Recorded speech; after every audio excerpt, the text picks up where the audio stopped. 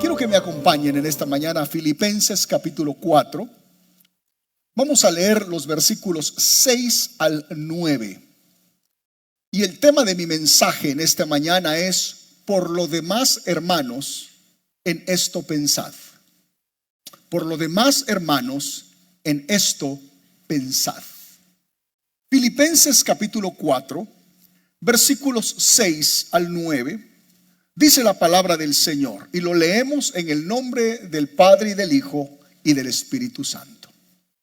Por nada estéis afanosos, sino sean conocidas vuestras peticiones, léalo conmigo si quiere, delante de Dios, en toda oración y ruego con acción de gracias. Y la paz de Dios, que sobrepasa todo entendimiento, guardará vuestros corazones y vuestros pensamientos en Cristo Jesús. 8. Por lo demás, hermanos, todo lo que es verdadero, todo lo honesto, todo lo justo, todo lo puro, todo lo amable, todo lo que es de buen nombre, si hay virtud alguna, si algo digno de alabanza, en esto pensad. 9. Lo que aprendisteis y recibisteis y oísteis y visteis en mí, esto haced, y el Dios de paz estará con vosotros. Hermanos, el apóstol Pablo se encuentra prisionero en Roma cuando escribe esta carta a los filipenses. Pablo está esperando ser juzgado por el famoso emperador Nerón para apelar delante de él la causa por la que había sido llevado preso. A esa prisión se le conoce como la primera prisión de Pablo en Roma. Luego habría una segunda prisión que eventualmente sería también la última, y luego ejecutarían a Pablo. Estando Pablo en esa prisión, los hermanos de la iglesia de Filipos, que lo querían mucho, le envían a Pablo una ofrenda para Pablo. Ninguna otra congregación que él había plantado o visitado o invertido su tiempo se acordó de él en sus prisiones. Sin embargo, los filipenses se acordaron de él y enviaron una ofrenda a través de un hermano de la iglesia de Filipos llamado Epafrodito. Epafrodito es el encargado de llevar la ofrenda a Pablo, y juntamente con Epafrodito lleva las noticias de lo que está pasando en la iglesia. Al poco tiempo, Pablo escribe la carta respondiendo a todos los problemas que esa carta que él había recibido a través de Epafrodito. Pablo la responde y comienza Filipenses 1:1 diciendo: Pablo y Timoteo, siervos de Jesucristo. Desde la prisión, entonces, Pablo y Timoteo escriben esta carta que tenemos delante de nosotros, la que llamamos la carta a los filipenses, no solamente para agradecerles a los hermanos por la generosidad que ellos han tenido con Pablo, sino también Pablo les escribe para recordarles la importancia de estar gozosos en Cristo en todo tiempo y en todo momento. Pablo en esta carta les ruega a los filipenses y les dice: completen mi gozo, según Filipenses 2:2. ¿Cómo? Sintiendo una misma cosa, teniendo un mismo amor y mostrando humildad entre los hermanos. Entonces, hermanos, esos son los tres principios que Pablo va a enfatizar en estos 4 capítulos del libro de Filipenses. Pablo llama a la iglesia y a través de la iglesia nos llama a nosotros a que podamos siempre ser una iglesia de amor, de humildad y de unidad. En el capítulo 4 que acabamos de leer, empieza el apóstol Pablo llamando a los hermanos a regocijarse. Es más, si uno lee la palabra del Señor en el versículo 4 de Filipenses, Pablo les dice: regocijaos en el Señor siempre, punto. Y luego les dice: otra vez les digo. Y ahora se los grita con signo de exclamación: regocijaos. El apóstol Pablo les quiere recordar a los hermanos que no importando la situación donde nos encontremos, aun si es una prisión en Roma, el gozo del Señor es nuestra fortaleza. Como antesala, hermanos, de esto que Pablo nos dice en el verso 8 de lo que debemos pensar, Pablo introduce el tema de librarnos del afán y de la ansiedad de la vida. Es interesante que nosotros a veces, hermanos, cuando leemos la Biblia, nos dejamos llevar por los títulos y creemos que un título, cuando se cierra y empieza otro, ese capítulo cierra, pero en realidad no es así. Esa es la manera como se ha traducido para una mejor interpretación. Todo esto que vemos aquí no tenía títulos, son manuscritos seguidos. Por lo consiguiente, si bien en nuestra Biblia diera la impresión que Filipenses 4 del 1 al 7 termina una sección y el 8 y 9 son otra sección, en realidad todo es una misma sección. Por lo consiguiente, cuando en el versículo 8 Pablo nos está diciendo que debemos pensar lo correcto, no podemos ver el versículo 8 sin primeramente ver el versículo 6. En Filipenses 4:6 el apóstol Pablo nos dice: por nada estéis afanosos, si no sean conocidas vuestras peticiones delante de Dios en toda oración y ruego con acciones de gracias. Pablo les pide a los hermanos filipenses que no se afanen de nada y no que callen o ignoren sus preocupaciones. Pablo no está suprimiendo la realidad de que tenemos preocupaciones. No nos está llamando a que ignoremos nuestros problemas. No. Pablo dice: no se afanen de sus preocupaciones, pero muy por el contrario, conviertan sus preocupaciones en peticiones de oración que sean conocidas por Dios. ¿Cuántas veces, hermanos, nosotros hemos cometido el error de transformar nuestras preocupaciones en problemas? Y Pablo nos está llamando a que convirtamos nuestras preocupaciones en peticiones de oración. ¿Cuántas veces hemos cometido el error de nuestros problemas hacerlos conocidos delante de toda la gente a nuestro alrededor? Y Pablo nos está pidiendo en el verso 6 que nuestras peticiones sean conocidas delante de Dios. Hermanos, no desconozcamos nuestras necesidades y tampoco desconozcamos nuestras cargas, sino que muy por el contrario, en lugar de crear problemas, transformémoslos en peticiones de oración, que se lo pongamos delante de Dios sobre todas las cosas. Ahí va a liberar usted muchas de sus afanes y de sus ansiedades. En el versículo 7, el apóstol Pablo ahora nos habla acerca de la paz de Dios. Y dice el verso 7: y la paz de Dios, que sobrepasa todo entendimiento, guardará vuestros corazones y vuestros pensamientos en Cristo Jesús. Es como que Pablo ahora nos dice: hermanos, el remedio contra el afán y la ansiedad que les dije en el versículo 6 tiene un medicamento que puede acabar con el afán y la ansiedad. ¿Y sabe cómo se llama ese medicamento? La paz de Dios. Lo voy a volver a repetir para que usted lo entienda. ¿Cuál es el remedio contra el afán? ¿Cuál es el remedio contra la ansiedad? ¿Cuál es el remedio contra las preocupaciones? ¿Cuál es el remedio contra la angustia? La paz de Dios. La paz de Dios, hermanos, es una paz espiritual. Lo que el apóstol Pablo les está diciendo a los hermanos es que la única manera de vencer el afán y la ansiedad es tener paz espiritual. Y es interesante que en el versículo 7 Pablo dice: y la paz de Dios guardará vuestros corazones. La palabra guardar significa cuidar. La palabra guardar significa proteger, significa atesorar nuestros corazones y nuestras mentes. Esto es interesante. Hermanos, la paz espiritual que nosotros tenemos se transforma en una paz emocional que guarda nuestros corazones y en una paz mental que guarda nuestros pensamientos. ¿Cuántos de nosotros buscamos paz emocional? ¿Cuántos de nosotros buscamos paz mental? Pero no lo vamos a lograr hasta que no tengamos paz espiritual.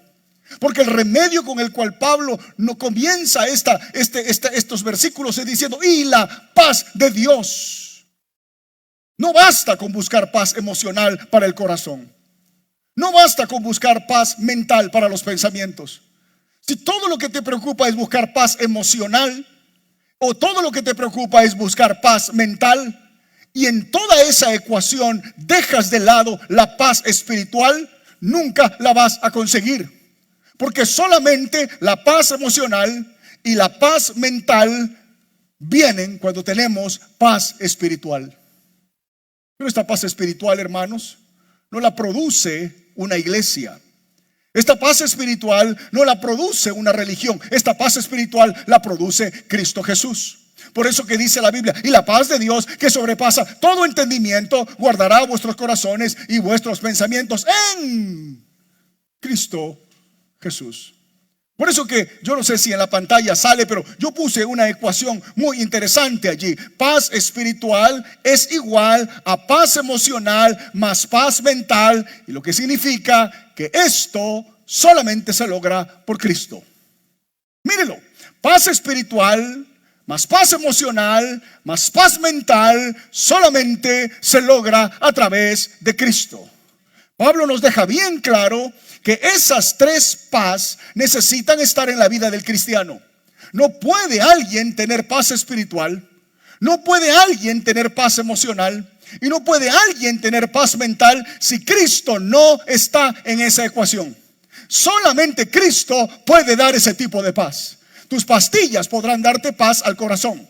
Tus amigos podrán darte una cierta paz mental. El trago podrá darte una cierta paz momentánea. Pero todo eso va a terminar pasando. Pero hay alguien que te va a dar toda esta paz y te la va a dar gratuita. Y es el Señor Jesucristo. Alguien diga amén en esta mañana. Denle un fuerte aplauso al Señor si se lo va a dar. Ahora que ya sabemos en el verso 6 que no hay que estar afanados. Ahora que ya sabemos en el verso 7 que el remedio, que el antídoto para todos estos afanes es la paz de Dios, entonces ahora podemos entender el verso 8. En el verso 8 el apóstol Pablo dice: por lo demás, hermanos. ¿Se dan cuenta? Es una continuación. Por lo demás, hermanos. Si nosotros hubiésemos solamente leído el 8 y 9, no podríamos entender por lo demás. Lo demás es porque ya nos ha dicho: no se afanen, no se llenen de ansiedad. Ya nos ha dicho en el verso 7: la paz de Dios guardará vuestros corazones y vuestros pensamientos. Ahora nos dice: por lo demás, hermanos. En la nueva traducción viviente, lo traduce así: y ahora, amados hermanos, una cosa más antes de terminar. ¿Qué es lo que Pablo quiere decirnos? O quería decirle a los hermanos de Filipos, y ahora a través de su Espíritu Santo nos está hablando el 2025. ¿Qué es esto por lo demás, hermanos? ¿Qué es esta última cosa antes de terminar su carta? Pablo nos habla ahora de la mente. De la mente no del mundano, no del no creyente. Está hablándonos de la mente del cristiano. ¿Qué tipo de mente debemos tener ahora que tenemos paz espiritual, que tenemos paz emocional y que tenemos paz mental? ¿Qué tipo de mente tenemos que tener para mantener ese balance de paz? El tema no solamente es recibir la paz, es mantenerla. ¿Qué mente debemos tener? Y ahora Pablo nos va a decir: miren, ya Cristo les ha dado esa paz, pero no es un regalo y vámonos. No, ustedes tienen que mantenerla. Tienen que tener ese equilibrio, y ese equilibrio se logran con esta pregunta: ¿en qué debemos pensar? Y en esta mañana tengo rápidamente 8 cosas que Pablo nos pide que debemos pensar para mantener ese equilibrio espiritual, emocional y mental. ¿Estamos aquí, hermanos? Primero, debemos pensar en todo lo verdadero. Pablo le amonesta a los hermanos, los llama a caminar en la verdad y les pide que la mente de ellos esté lleno de todo lo verdadero. En Juan 14:6 Jesús dijo algo que es el lema de todo cristiano. En esta frase Jesús deja entendido la esencia de lo que Él es para el cristiano. Jesús le dice a sus discípulos: yo soy el camino y la verdad y la vida, y nadie viene al Padre sino por mí. Aquí Jesús está dejando claro que Jesucristo es esa verdad. Así que si Pablo nos está pidiendo que nuestra mente esté lleno de todo lo verdadero, en realidad nos está diciendo: llenen su mente de Jesús. Hermanos, en este mundo que vivimos, se nos dice que no hay verdades absolutas, que todo es relativo, que todo es pasajero. En este mundo en el que vivimos nos dicen: esta mano puede ser de un color si lo miro de este lado, pero puede ser de otro color si lo miro de este otro lado. Pero hay un Dios verdadero en cuya esencia está la verdad absoluta. Para nosotros, esa verdad la tomamos por fe. La existencia de Dios, la obra de Cristo, la realidad inspirada de su palabra, la obra del Espíritu Santo. Puede que nuestra mente muchas veces nos lleve a cuestionarlo, pero en el fondo, hermanos y hermanas, nosotros por fe hemos declarado y hemos creído que esto que es de Dios es verdad. Llene su mente de la verdad de Dios. Jesús es la verdad. Por lo tanto, hermanos, si usted quiere mantener ese balance emocional, ese balance mental, ese balance espiritual, quite de su mente toda mentira, quite de su mente todo engaño, quite de su mente toda fascinación mentirosa del enemigo. Quítelo de su mente y llénelo con la verdad de Dios. Y si Dios lo ha dicho, créalo hasta el final de todas las cosas. Lo segundo que Pablo nos pide es que llenemos nuestra mente de todo lo honesto. En el libro de Salmos 119, el versículo 137, el escritor del Salmo dice: justo, eres tú, oh Jehová, y rectos son tus juicios. Hermanos, la palabra honestidad aquí significa rectitud. Dios es recto. En Él hay rectitud. En Él hay honestidad. Y en Él hay honradez. Dios no hace nada indebido. Dios no hace nada para destruir. Dios pide que nosotros sigamos ese ejemplo de honestidad. Dios nos pide a nosotros que si vamos a mantener ese balance de paz en nuestra vida, necesitamos ser honestos y que aprendamos a hacer las cosas con esa honestidad, con esa justicia, con esa honradez que Él nos pide. Hacerlo honesto significa entender que nosotros somos seres caídos. Hacerlo honesto es entender que no soy perfecto, que tengo debilidades, que tengo fallas, que tengo problemas en mí, pero todo lo que soy lo voy a poner en las manos del Señor. Hacer todo con honestidad es no mentirle a mi cabeza, es no decirle a mi cabeza algo que yo sé que no es verdad. Soy una persona con problemas, soy una persona con momentos adversos, soy una persona que muchas veces se equivoca, soy una persona que muchas veces le falla al Señor. Pero si voy a mantener mi paz, es aprender a reconocer mis faltas, traerlas al Señor y caminar no en mi verdad, sino en la verdad del Señor. Lo tercero que el apóstol Pablo nos pide es que pensemos en todo lo justo. En el Salmo 119, versículo 142, la Biblia dice: tu justicia es justicia eterna y tu ley la verdad. Hermanos, siempre les he hablado sobre la justicia de Dios.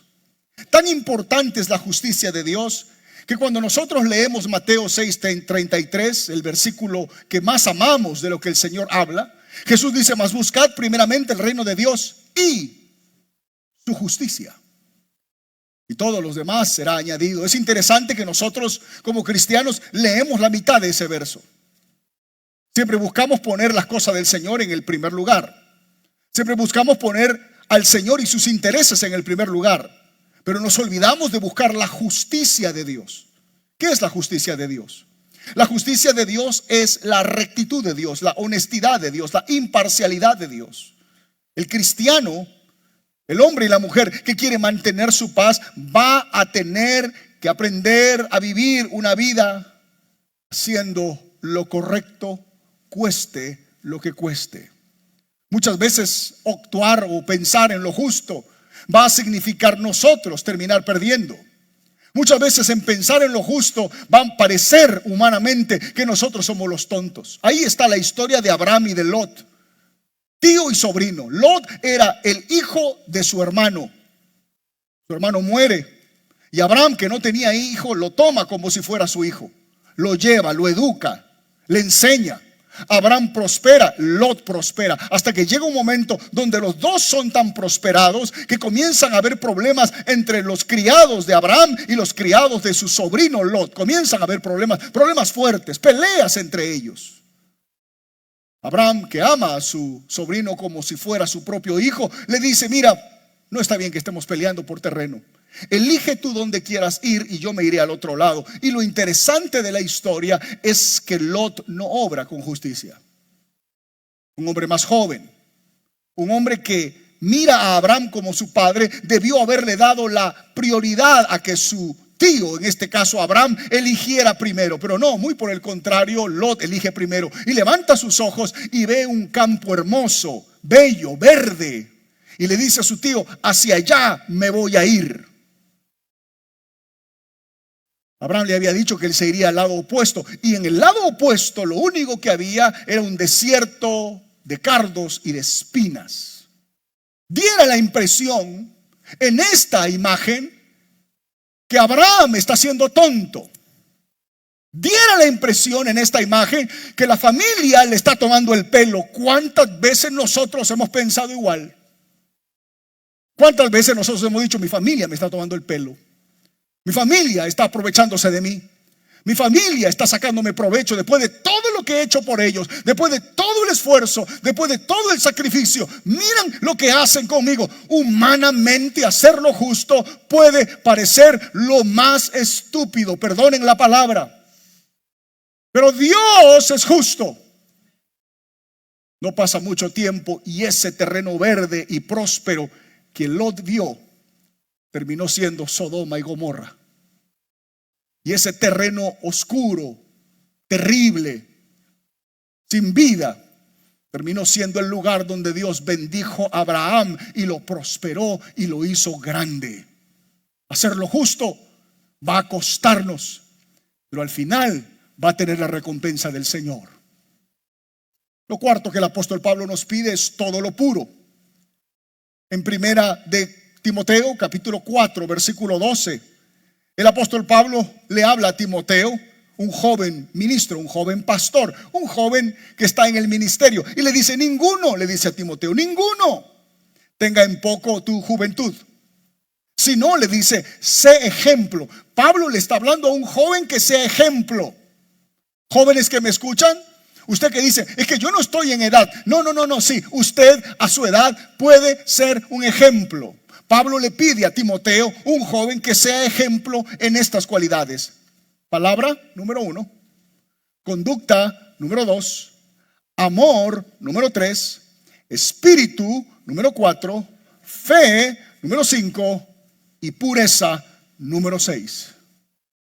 Dios también nos está invitando a nosotros que si vamos a honrarlo y vamos a mantener esa paz, que seamos ejemplo de pureza. Que no dejemos que nuestra mente sea contaminada por lo impuro, por lo indigno. Dios quiere que nos mantengamos puros, teniendo en nuestra mente su palabra, porque su palabra no tiene contaminación. Hermanos, toda pureza está en Dios. El hombre es pecador. La gracia de Dios, la misericordia de Dios, la sangre de Cristo, el Espíritu de Dios y la palabra de Dios puede purificarnos, limpiarnos de toda maldad. Pureza. Llene su mente de todo lo puro. En una sociedad tan corrompida, la palabra del Señor nos pide que llenemos nuestra mente de lo puro. Nunca pensemos el mal, sino muy por el bien, pensemos con humildad. En el número 5, el apóstol Pablo nos pide que pensemos en todo lo amable. Segunda de Timoteo, capítulo 2, versículo 24. El apóstol Pablo le sigue hablando a Timoteo ahora en esta segunda carta y le dice a Timoteo, joven pastor, le dice, porque el siervo del Señor no debe ser contencioso, sino amable para con todos, apto para enseñar, sufrido. Hermanos, si bien no todos los que estamos aquí estamos en el ministerio o están en el ministerio, todos los que estamos aquí somos siervos y siervas del Señor. Así que esto se aplica para nosotros. Y la palabra del Señor te está pidiendo a ti y me está pidiendo a mí, porque el siervo o la sierva del Señor no debe ser contencioso, no debe andar peleando, discutiendo, listo para buscar problema, listo para buscar contienda. Sino, por el contrario, tiene que ser amable para con todos. Hermanos, los hijos de Dios tienen esta característica, la amabilidad. Es una característica que Dios demanda de nosotros. Para que el mundo conozca que somos hijos de Dios, nos tienen que distinguir por la amabilidad para con los demás. Nadie puede ser amable y no tener relación con la gente. La amabilidad se mide en nuestra relación con las personas. Y es interesante que Pablo lo usa como antesala antes de ser calificado para enseñar. En otras palabras, es como si Pablo le dijera a Timoteo, Timoteo, tú puedes enseñar muy bonito y hasta predicar muy bonito, pero si no eres amable, de nada sirve. Lo mismo le digo a ustedes que están aquí sentados. Usted puede ser un excelente hombre de negocios, usted puede ser una excelente mujer de negocios, usted puede ser un excelente trabajador, usted puede ser un excelente vendedor, usted puede ser un excelente profesional, usted puede ser un excelente hombre y mujer de ahorro y de inversiones, usted puede ser un excelente intelectual, pero si no aprende a ser amable, de nada sirve. La amabilidad va antes que la profesión. La amabilidad va antes que el oficio. La amabilidad va antes que la responsabilidad. ¿Por qué? Porque la amabilidad es una cualidad de nuestro carácter. Y el apto para enseñar es una responsabilidad que hacemos. En otras palabras, aquí está la gran diferencia entre ser y hacer. Y entre ser o hacer, antes de hacer, tenemos que ser. Número 5, número 6, todo lo de buen nombre. Esto es interesante porque lo leemos en Proverbios 22:1. En el libro de Proverbios, capítulo 22, versículo 1, la palabra del Señor dice, de más estima es el buen nombre. Lo repito, de más estima es el buen nombre que las muchas riquezas, y la buena fama más que la plata y el oro. Lo leo una vez más. De más estima es el buen nombre que las muchas riquezas, y la buena fama más que la plata y el oro. Es como si el proverbista nos dijera, si tú tienes que elegir entre tener un buen nombre y entre las riquezas, elige tener un buen nombre. ¿Qué significa esto, pastor?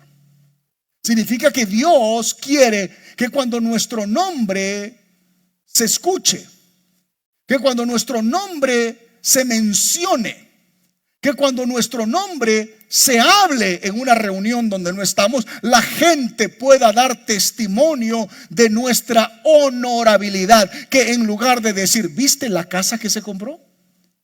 ¿Viste el auto que maneja? ¿Viste los viajes en los que está involucrado o involucrada? ¿Viste lo bien que le ha ido en sus negocios? ¿Viste la carrera que acaba de obtener? ¿Viste cómo anda vestido sus hijos? Si tenemos que elegir entre que la gente hable de ello o que la gente diga, mira, ese hombre o esa mujer ha cambiado tremendamente. Era así y últimamente saluda a todo mundo. Su rostro ha cambiado, su sonrisa está en sus labios, un abrazo, una estrechada de mano sincera. Hay algo diferente. Si tenemos que elegir entre que la gente hable de lo que nosotros tenemos o del nombre nuestro, es mejor que tengamos un buen nombre. ¿Por qué? Porque nuestro nombre está ligado al nombre de nuestro Padre Celestial. Yo recuerdo las épocas en América Latina donde nos conocían más por el apellido que por el nombre. Antes era muy fuerte, las escuelas más nos conocían por el apellido. Chávez, Sánchez, Martínez, Bautista, Pérez. Nos conocían más por el apellido. ¿Por qué? Porque de alguna manera en una generación nos hacían entender de que no éramos nosotros solamente seres individuales que andábamos dando vuelta en el aire. Nosotros éramos parte de un núcleo familiar. Y nuestras actitudes, nuestras acciones, correctas o incorrectas, iban a influenciar, afectar el apellido que llevábamos. ¿Cuántas veces nuestros antiguos antepasados, nuestros ancianos, nuestros abuelos decían, cuida mi apellido? Es lo mejor que te puedo dar. Para mucha gente de nuestros países, el apellido de nuestros abuelos significaba trabajo, esfuerzo, sacrificio, honradez. Era todo lo que podían dejar, un apellido. Y se lo entregaban a los hijos y los hijos se lo entregaban a los nietos. Y así sucesivamente. Uso este ejemplo para decirles, hermanos, nuestro nombre está conectado con un nombre que es sobre todo nombre, con el nombre de Jesucristo. Mañana más tarde, cuando nosotros hagamos algo bien o mal, a quien vamos a terminar afectando no es solamente a nuestro nombre, es al nombre de Cristo Jesús. ¿Cómo está tu nombre? ¿Cómo está el nombre tuyo?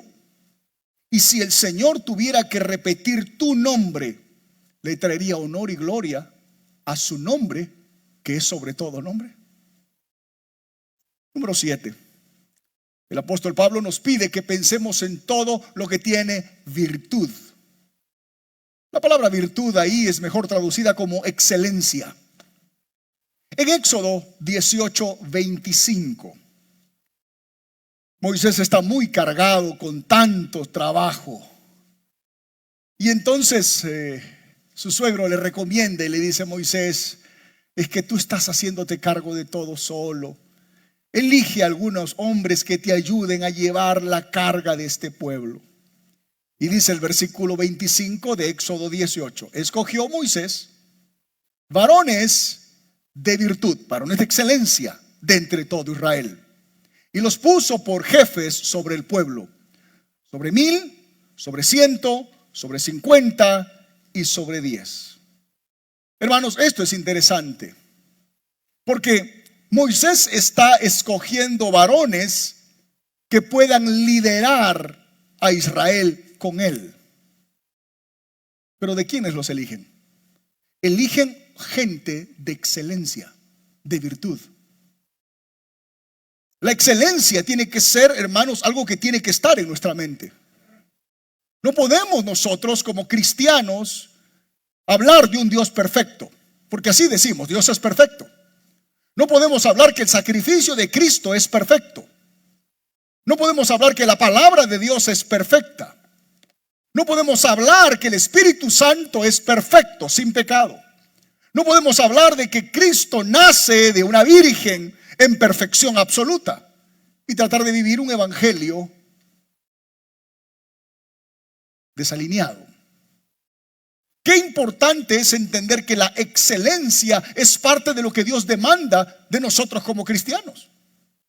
Si el Señor te ha puesto a liderar tu casa, si el Señor te ha puesto a liderar un negocio, si el Señor te ha puesto a liderar un grupo de personas, si el Señor te ha puesto a liderar un grupo de individuos en la iglesia, de cristianos, si el Señor te ha puesto a liderar algo, hazlo con virtud, hazlo con excelencia.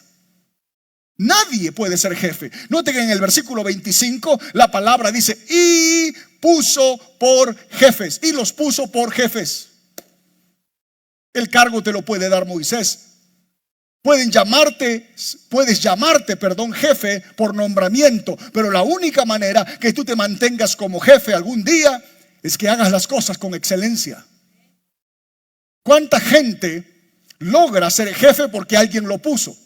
El tema no es que te pongan, el tema es que te mantengas. Y la única manera que te mantengas en un cargo de liderazgo, en un cargo de importancia, en un cargo de confianza, en un cargo donde puedas administrar muchas otras vidas, es que aprendas a hacer las cosas con excelencia. La otra cosa interesante de esto, hermanos, es que no todos tenemos el mismo nivel de liderazgo. Algunos Moisés puso para que lideraran 1000. A otros Moisés puso para que lideraran 100. A otros puso para que lideraran 50. Y a otros puso para que lideraran 10. Y con esto, hermanos, yo quiero decirles a ustedes que no se preocupen a cuánto les toca liderar. Preocúpense en liderar. Yo, en mi ministerio más joven, cometí este error grave y lo he venido a aprender en los últimos años de este trabajo que Dios me ha dado. Como todo pastor joven, me sigo considerando joven, pero en mi más joven juventud de la que tengo, era un pastor demasiado interesado en ver más crecimiento en mis primeros años. Me desesperaba cuando los hermanos no venían a la iglesia. Me frustraba cuando lo que hacíamos no traía el resultado que esperábamos.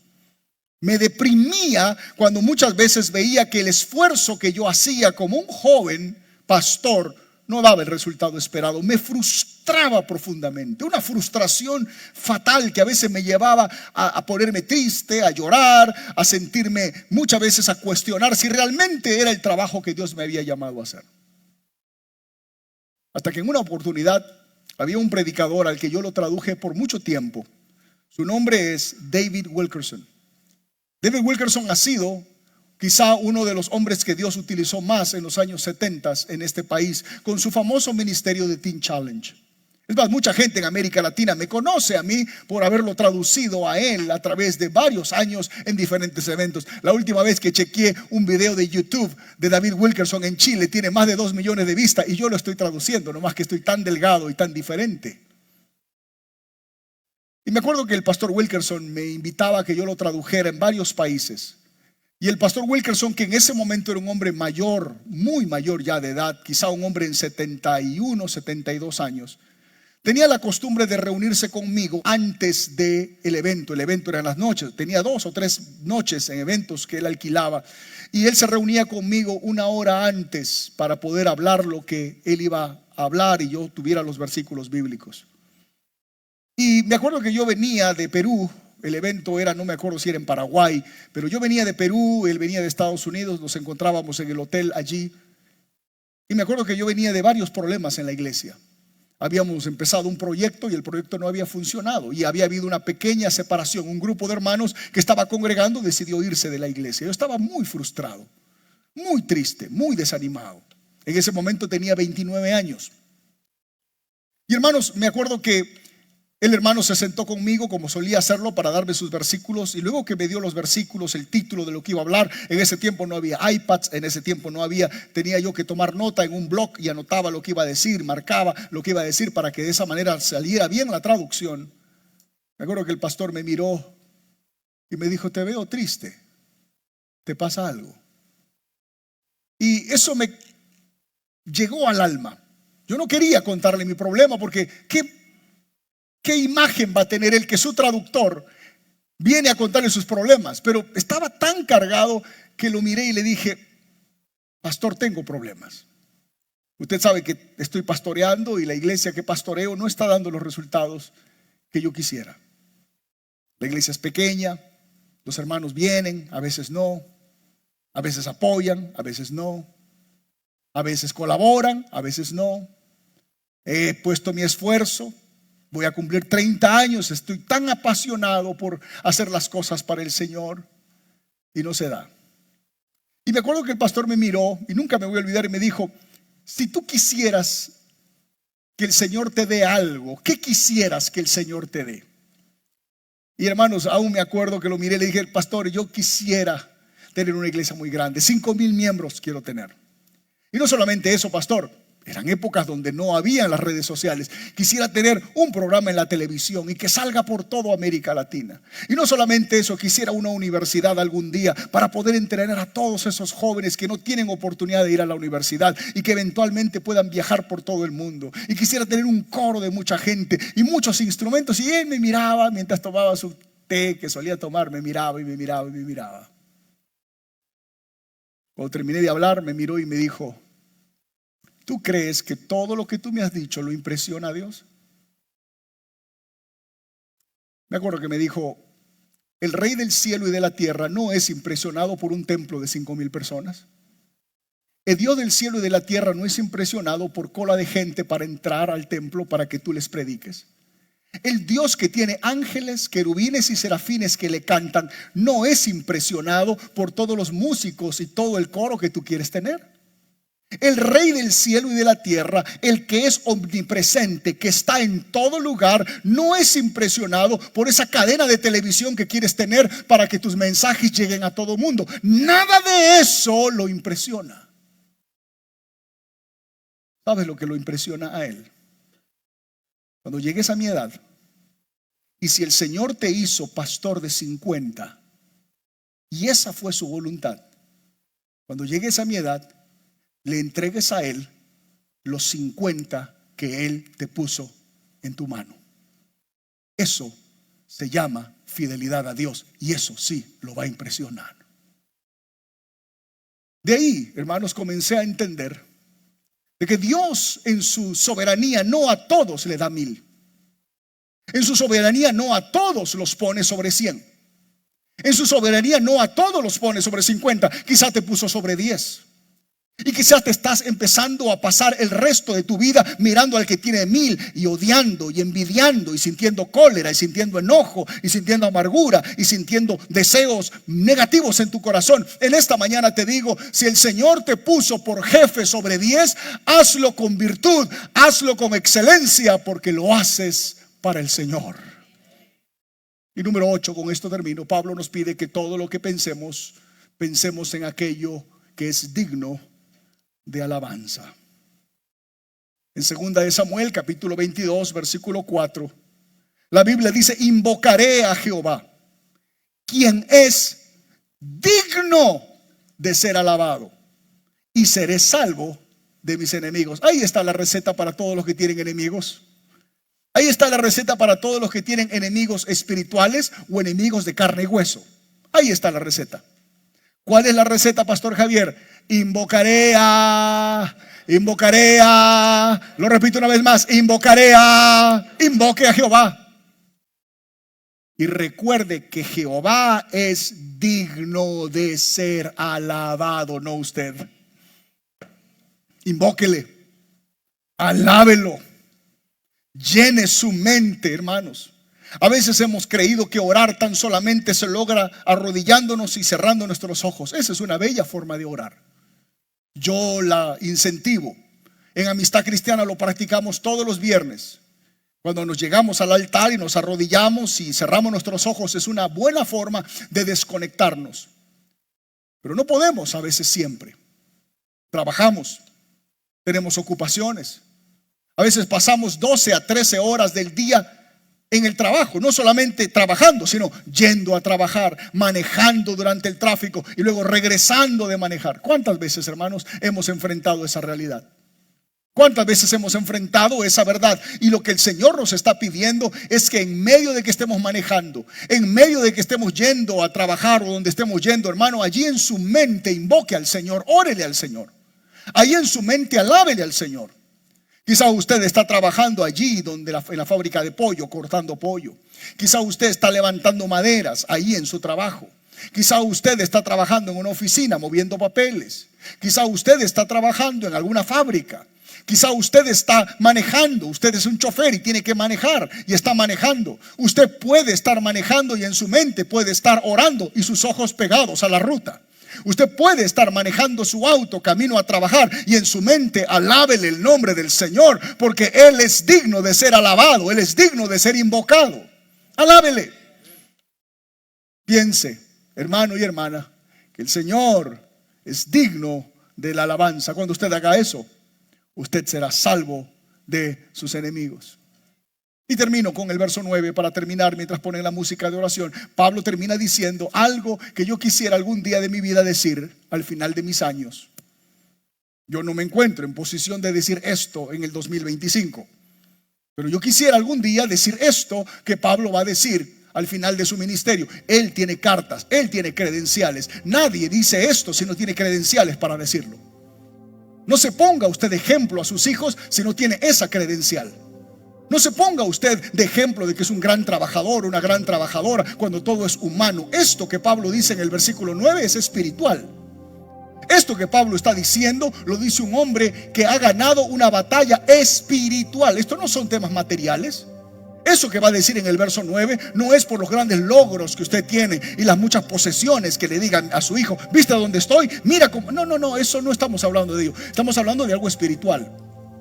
Y esto no se logra de un día para otro, de la noche a la mañana. En el versículo 9 Pablo dice: lo que yo quisiera algún día en mi vejez decir, lo que aprendisteis y recibisteis y oísteis y visteis en mí,